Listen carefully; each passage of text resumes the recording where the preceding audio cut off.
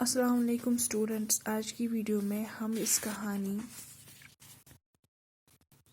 کو پورا کریں گے جس کا عنوان ہے احسان کا بدلہ احسان، جو ڈاکٹر ذاکر حسین نے لکھی ہے۔ احسان ہم نیکی، بلائی یا اچھے سلوک کو بھی کہتے ہیں۔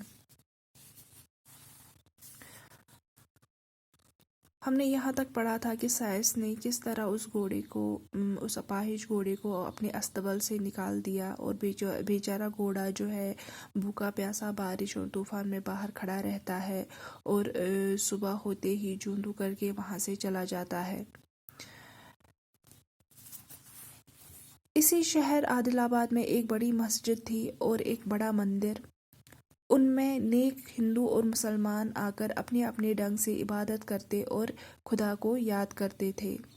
مندر اور مسجد کے بیچ ایک بہت اونچا مکان تھا۔ اس کے بیچ میں ایک بہت بڑا سا کمرہ تھا۔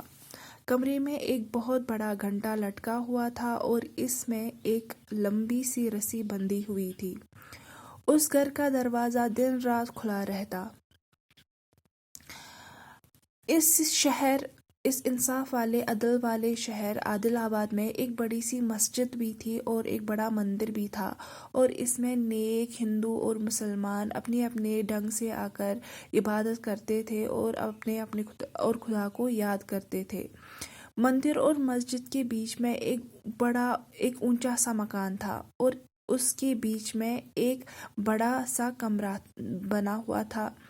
کمرے میں ایک بہت بڑا گھنٹا جو تھا وہ لٹکا ہوا تھا، اور اس کے ساتھ ایک لمبی سی رسی بندھی ہوئی تھی۔ اس کمرے کا دروازہ دن رات ہمیشہ کھلا ہی رہتا تھا۔ کیوں کھلا رہتا تھا؟ شہر عادل آباد میں جب کوئی کسی پر ظلم کرتا یا کسی کا مال دبا لیتا یا کسی کا حق مار لیتا تو وہ اس گھر میں جاتا، رسی پکڑ کر زور سے کھینچتا، تو یہ گھنٹا اس زور سے بجتا کہ سارے شہر کو خبر ہو جاتی۔ گھنٹے کے بجتے ہی شہر کے سچے نیک دل ہندو مسلمان وہاں آ جاتے تھے اور فریادی کی فریاد سن کر انصاف کرتے۔ تو یہ گھنٹا وہاں پر اس لیے لٹکا ہوا تھا، رسی اس کے ساتھ جو بندھی ہوئی تھی، کیونکہ اس شہر میں جب بھی کسی پر کوئی ظلم ہوتا تھا، کوئی کسی کا مال دبا لیتا تھا، کسی کا مال چوری کرتا تھا یا کسی کا حق مارتا تھا، حق چھینتا تھا، تو وہ جو فریادی تھا، وہ جو مظلوم ہوتا تھا، وہ اپنی فریاد لے کر اس کمرے میں چلا جاتا تھا اور اس رسی کو کھینچ لیتا تھا۔ جب یہ رسی کھینچ لیتا تھا تو یہ گھنٹا زور سے بجتا تھا، اتنی زور سے بجتا تھا کہ شہر کے تمام جو نیک دل مسلمان یا ہندو تھے وہ آ کر جمع ہو جاتے تھے اور اس فریادی کی، اس مظلوم کی فریاد سنتے تھے اور انصاف کرتے تھے۔ تو اتفاقی بات ہے کہ اندھا گھوڑا بھی صبح ہوتے ہوتے اس گھر کے دروازے پر پہنچ گیا۔ دروازے پر کچھ روک ٹوک تو تھی نہیں، گھوڑا سیدھا گھر میں گھس گیا۔ بیچ میں رسی تھی، یہ غریب مارے بھوکے کے ہر چیز پر اپنا منہ چلاتا تھا۔ رسی جو اس کے بدن سے لگی تو وہ اسے چبانے لگا، رسی جو ذرا سی کھینچی تو گھنٹا بجا۔ مسلمان مسجد میں نماز کے لیے آئے تھے، پجاری مندر میں پوجا کر رہے تھے، گھنٹا جو بجا تو سب چونک پڑے اور اپنی اپنی عبادت ختم کر کے اس گھر میں آ کر جمع ہو گئے۔ اب یہ بیچارہ گھوڑا جو تھا یہ تو بھوکا تھا، اور بھوک کے مارے یہ ہر کسی چیز پر اپنا منہ چلاتا تھا۔ اب یہ جب صبح ہوتے ہی وہاں سے نکل جاتا ہے تو یہ بھی اس کمرے میں چلتے چلتے پہنچ جاتا ہے، کیونکہ دروازے پر کوئی روک ٹوک نہیں ہوتی تھی، کمرہ بھی بہت بڑا تھا، تو یہ سیدھا اس کمرے میں گھس جاتا ہے اور یہ ہر ایک چیز پر اپنا منہ چلاتا تھا، کیونکہ یہ بہت ہی بھوکا تھا۔ اس کو یہ تو نہیں پتا تھا کہ یہ کمرہ کس وجہ سے، کس لیے بنایا گیا ہے، اور یہاں پہ رسی جو لٹکی ہوئی ہے کس لیے ہے۔ تو یہ رسی اچانک سے اتفاق سے اس کے بدن سے لگتی ہے اور گھوڑے کو لگتا ہے شاید کھانے کی کوئی چیز ہے، یہ اس رسی کو چبانے لگتا ہے۔ جب یہ رسی کو چباتا ہے تو رسی تھوڑی سی کھینچ جاتی ہے اور گھنٹا زور سے بج جاتا ہے۔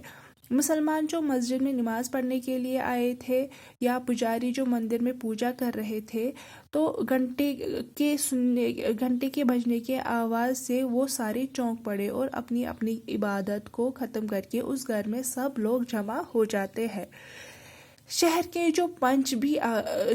पंच भी आ गए। पंचों ने पूछा, ये अंधा घोड़ा किसका है? लोगों ने बताया, ये फलां ताजिर का है। इस घोड़े ने ताजिर की जान बचाई थी। पूछा गया तो मालूम हुआ कि ताजिर ने उसे निकाल बाहर किया है। पंचों ने ताजिर को बुलवाया। एक तरफ अंधा घोड़ा था, इसकी जुबान न थी जो शिकायत करता, दूसरी तरफ ताजिर खड़ा था। शर्म के मारे उसकी आंखें झुकी हुई थीं। पंचों ने कहा, तुमने अच्छा नहीं किया। इस घोड़े ने तुम्हारी जान बचाई और तुमने इसके साथ क्या किया?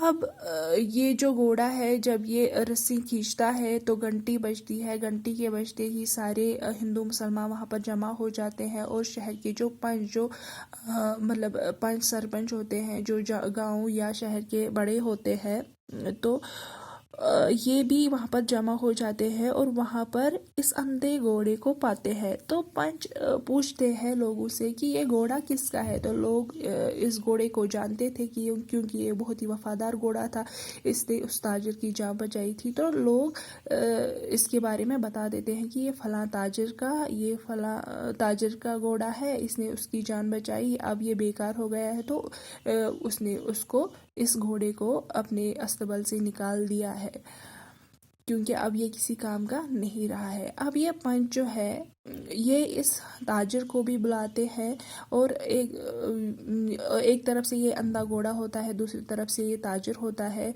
तो ये ताजिर जो है, शर्म के मारे इसकी आंखें झुकी हुई होती है और पंचू ने इस ताजिर से कहा कि तुमने अच्छा नहीं किया। इस घोड़े ने तुम्हारी जान बचाई और तुमने इसके साथ क्या किया? अगर इस घोड़े ने आपकी जान बचाई है तो आपका भी फर्ज बनता है कि आप भी इस बुरे वक्त में इसके काम आओ, लेकिन आपने इसके साथ अच्छा सलूक नहीं किया। तुम आदमी हो, ये जानवर है, आदमी से अच्छा तो जानवर ही है। हमारे शहर में ऐसा नहीं होता, हर एक को उसका हक मिलता है और एहसान का बदला एहसान समझा जाता है। तो ये पंच इस ताजिर को कहते हैं कि तुमने इस घोड़े के साथ अच्छा नहीं किया, क्योंकि हमारे शहर में किसी के साथ नाइंसाफ़ी नहीं होती। अगर ये जानवर है, लेकिन इस जानवर के साथ भी इंसाफ ज़रूर होगा। इसने जानवर होकर आपकी जान बचाई थी, लेकिन आपने इंसान होकर इसके साथ ऐसा बुरा बर्ताव किया। तो इस शहर में हर एक को इंसाफ मिलता है, हर एक को उसका हक मिलता है, तो इस घोड़े को भी अपना हक मिलना चाहिए। ताजिर जो है, ताजिर का चेहरा शर्म से सुर्ख हो गया। अब ये ताजिर का चेहरा शर्म से, इसका चेहरा जो है लाल हो गया, उसकी आंखों से आंसू निकल पड़े। बढ़कर उसने घोड़े की गर्दन में हाथ डाल दिया, उसका मुंह चूमा और कहा, मेरा कसूर माफ़ कर। ये कहकर उसने वफादार घोड़े को साथ लिया और घर ले आया। फिर उसके लिए हर तरह के आराम का इंतज़ाम कर दिया। अब ये जो ताजिर होता है, ये खुद ही शर्मिंदा हो जाता है। ये बढ़कर घोड़े के सामने जाता है और इसकी गर्दन पर हाथ रख देता है और इसका मुंह चूमता है और इसको कहता है कि मेरा कसूर, मेरी खता माफ़ कर दे। और ये कहकर वो अपने वफादार घोड़े को अपने साथ घर ले आता है और उसके लिए फिर हर तरह के आराम का इंतज़ाम करता है। यानी इस सबक से हमें यही सीख मिलती है कि हमें किसी का एहसान नहीं भूलना चाहिए, और अगर कोई इंसान किसी का एहसान भूल जाता है तो आखिर पर उसको शर्मिंदा होना पड़ता है।